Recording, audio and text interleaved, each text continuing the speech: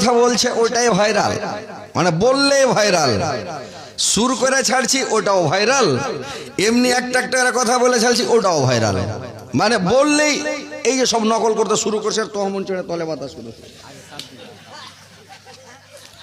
এইগুলা কি ঝামেলা যে ভাই কহেন। আমি কথা বলছি, অজনসেদ করছি, মানুষকে হাদিস কোরআন দিয়ে বুঝাচ্ছি। মানুষ নিজের দোষ নিজে দেখে না, নিজের পাছা দিক মানুষ নিজে দেখে না। সুঁয়ের পাছা দিকে ছান্দা আছে একটা, আর চালুনের পাছা দিকে কতটি ঝাঁঝরা আছে গুনতে পারবেন, সারাদিনও গণবে না, গোটা বছর গুনতে লেগে যাবে কতটি ছান্দা আছে।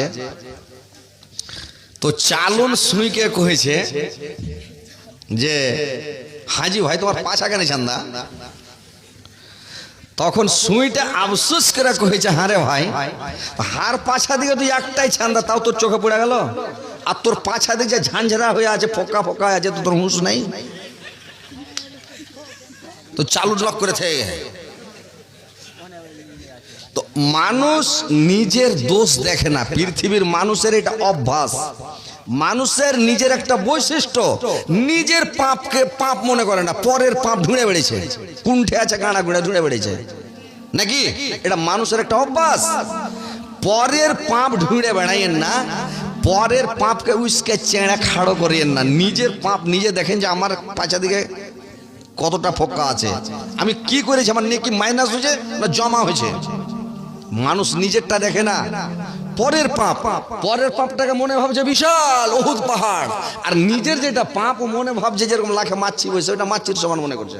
এটা হাদিসের কথা বলছে আপনাকে, এটা উদাহরণ, যে নিজের পাপটাকে মানুষ মনে করে মাছির সমান। কি হবে, কি হবে, তোমার পাশে রাষ্ট্র মিশন শুরু হবে, মরার পরে কবরে শুরু হয়ে যাবে মেসিং, আর তুমি মনে ভাবছো এটা কি হবে। আর পরের পাপটাকে খুব সমালোচনা, মানুষের সমালোচনা করার এটা মানুষের অভ্যাস। আমি কি কোনো এই যে 2 ঘন্টা 3 ঘন্টা ওয়াজ করি, যেমন আজকে ধরেন যতক্ষণ পয়সা থাকবেন ওয়াজ চালাবো জাটিয়ে, কিন্তু এই যে ওয়াজ গালা মানুষের অভ্যাস খারাপ, আমি কি করবো বলেন।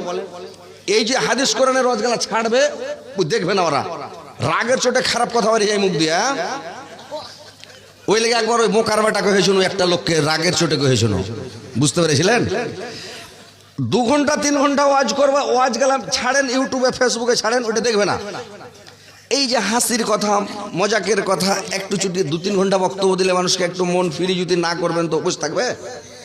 এখন এতটি লোক, আপনারা হাজার হাজার লোক বসে আছেন কার লেগে? হযরত আলীর লেগে, যে হযরত আলী কিছু বলবে তো শুনবো, একটু মজা লাগবে শুনে, হাদিস কোরআনও শুনবো, প্লাস একটু মজার গল্পও শুনবো নাকি। তো একটা দুটা যদি মজার গল্প বলছি তো মিডিয়াওয়ালা ছাড়ছে, তো মিডিয়াওয়ালাকে একবার করে দোষ আছে যে এরা খালি কেটে কেটে ছাড়ছে, এটা একবার রাগছে মনটা। কিন্তু ফের আর একবার দেখছি কোনটা, যে আমি নিজের ওয়াজ নিজে ছাড়ছি, তো এগুলা কেউ দেখে না। আর যখন বলছি ভাই আসামে আছি, গুয়াহাটিতে আছি, ত্রিপুরাতে আছি, যখন ছাড়ছি দেখছি হযরত আলী, মানে ওগুলা ওয়াজ দেখবার, যখন কোরআন হাদিসের ওয়াজ করছি লোক দেখে না। মিডিয়ারা যখন হাদিস কোরআনের কথা ছাড়ছে ইউটিউবে ফেসবুকে, লোক দেখবে না, উঠিয়ে দিছে। আর লোক ফের বলছে হযরত আলী তো কোরআন হাদিস বলে না, খালি হাসাইছে। লিচ্ছাকার হাসি কেউ শুনবে? বসে থাকবে? থাকবে না। কিন্তু মানুষকে কি বলবো ভাই, বইলে বুঝা যাবে না। মানুষকে যতই বুঝান, তুমি নামাজ ছাড়িও না তো জাহান্নামে যাবে, এই করছে যাবো যাবো, নামাজ পড়ছে, রোজা না রাখো জাহান্নামে যাবে, দেখা যাবে। মা বাপের সাথে খারাপ আচরণ করলে জাহান্নামে যাবে, মা বাপকে গাল দিলে চোখ মুখ দেখালে জাহান্নামে যাবে, দেখা যাবে, ও দেখবে না। ওকে বলবে যে তামুক বেড়ি খায় না, হুক্কা গুটকা খায় না, জাহান্নামে যাবে। খাইয়া দেখি মজা লেলি দুনিয়াতে, দিলে পড় পড়িয়ে গেল।